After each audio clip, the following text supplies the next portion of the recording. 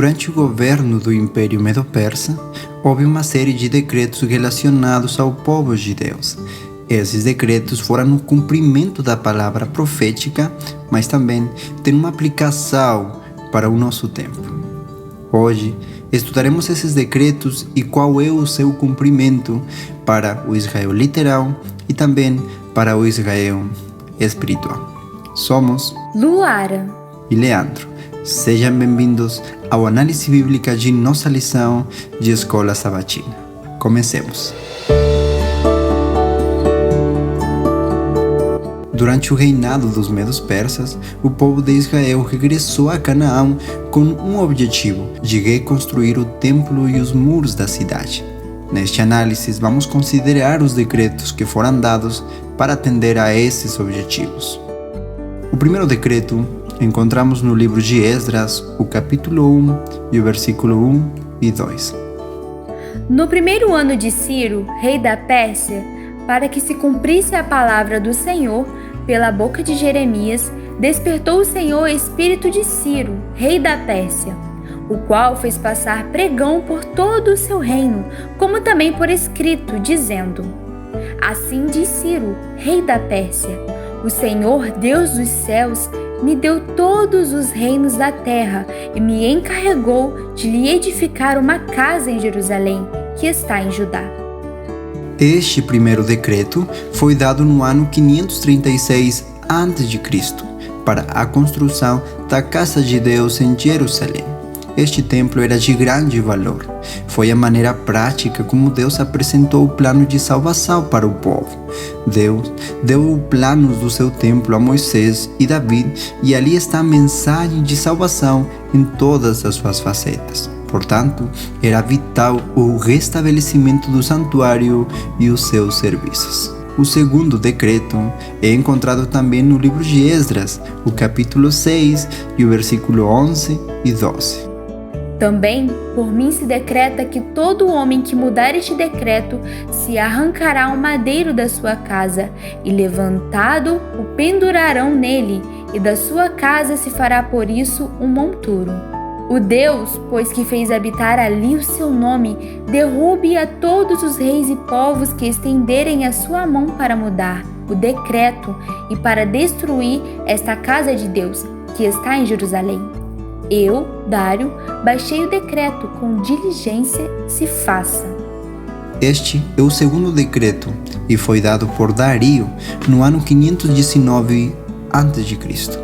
Este foi um decreto para defender os judeus de qualquer obstáculo em sua missão de reconstruir o templo. Desta forma, foi feita uma demarcação clara dos judeus e seu propósito com o resto dos reinos e povos. Os samaritanos queriam contribuir para a construção do templo junto com os judeus. Mas este privilégio foi negado a eles, e isso despertou animosidade amarga entre os dois povos.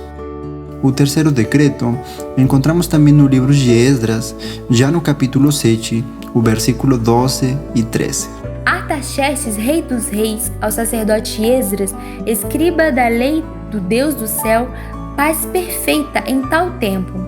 Por mim se decreta que no meu reino, todo aquele do povo de Israel e dos seus sacerdotes e levitas que quiser ir contigo a Jerusalém, vá.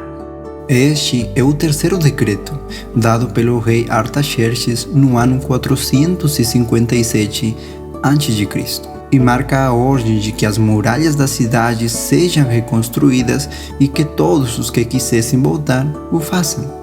Existe um quarto decreto que é pouco estudado, e isso aconteceu mais ou menos 13 anos após o terceiro decreto. Neemias procurou saber a situação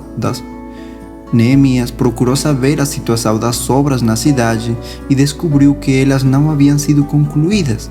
E então, o próprio rei Artaxerxes fez um quarto decreto e financiou a viagem de Neemias a Jerusalém para ver se a obra estava concluída.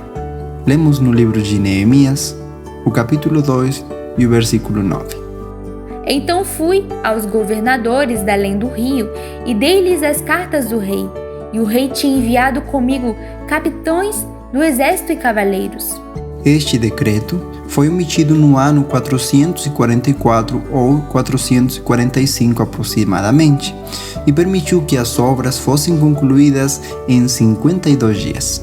Estes 4 decretos foram dados durante o Império Medo-Persa e têm um paralelo profético com as mensagens angélicas no livro de Apocalipse. A Igreja Cristã também teve o seu cativeiro no que ficou conhecido como Idade Média, ou Idade das Trevas, que vai do ano 538 d.C. até o ano 1798 d.C. Durante esse tempo, a Bíblia foi proibida e ensinada em uma língua desconhecida, e todos os elementos do santuário celestial foram distorcidos. Tanto que hoje muitos cristãos acreditam que o Vaticano é o templo de Deus na Terra, e outros aguardam a reconstrução de um terceiro templo no Oriente Médio.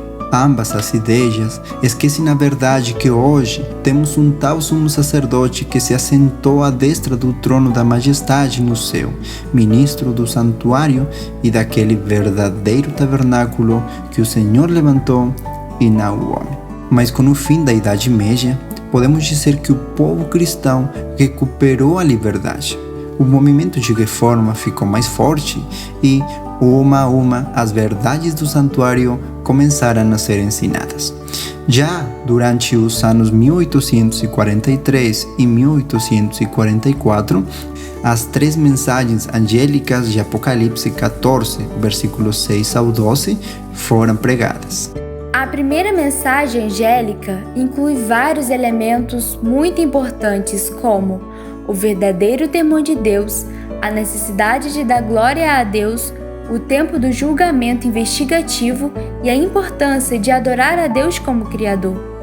O ponto central desta mensagem é a obra de Jesus no santuário celestial. Como o primeiro decreto de Ciro, aqui a importância é o restabelecimento da obra no verdadeiro santuário. A segunda mensagem angélica fala sobre a Babilônia espiritual, que é uma mistura de verdade com o erro. Da mesma forma que Zorobabel não podia comprometer seus princípios com os samaritanos que ainda praticavam idolatria, nós não devemos nos associar com a Babilônia espiritual, que é uma mistura de princípios cristãos com princípios pagãos. A terceira mensagem angélica é a mais longa e que dá ao povo de Deus a missão de evangelizar o mundo, levando em consideração que a vida de muitos está em perigo de morte eterna. Precisamos terminar a reconstrução espiritual das muralhas da cidade. Temos passado aproximadamente 177 anos pregando essas 3 mensagens e a obra ainda não terminou. O que se passa em sua mente quando ouve esses dados? Você sente o peso que Neemias sentiu quando soube que o povo estava ali há 13 anos e não havia terminado a obra em Jerusalém? Por isso, o Senhor deu uma 4ª mensagem e nós o encontramos no livro de Apocalipse, o capítulo 18 e o versículo 1. E depois dessas coisas vi descer do céu outro anjo que tinha grande poder, e a terra foi iluminada com a sua glória. Esta mensagem é para fortalecer o terceiro, para reforçar o trabalho que ainda não foi concluído. Todos nós devemos ficar impressionados com o Espírito Santo da mesma maneira que Neemias. Você é o Neemias? Deus está chamando você para orar pela unção do Espírito Santo, para que você possa se preparar para pregar a verdade presente com o poder do alto. Gostaria de ler o livro de Profetas e Reis, a página 471. Neemias colocou toda a sua alma no empreendimento que havia iniciado. Sua esperança, energia, entusiasmo e determinação eram contagiantes e inspiravam outras pessoas com a mesma coragem intensa e propósito elevado. Cada homem se tornou um Neemias, ajudando a fortalecer o coração e a mão do seu próximo. Que Deus impressione o seu coração. É o nosso desejo e nossa oração em Cristo Jesus. Amém. Muito obrigado por ouvir nosso episódio de análise bíblica desta semana. Na próxima semana, discutiremos a lição número 10, Impérios Subsequentes. Lembre-se de inscrever no devocional diário Daniel em 365 dias. Se este material foi uma bênção, ajude-nos a torná-lo mais visível. Deixe-nos os seus comentários e opiniões em qualquer uma das plataformas onde nos ouvir. Inscreva-se no canal e ative o seu sininho para receber nossos vídeos. Que Deus te abençoe. Amém.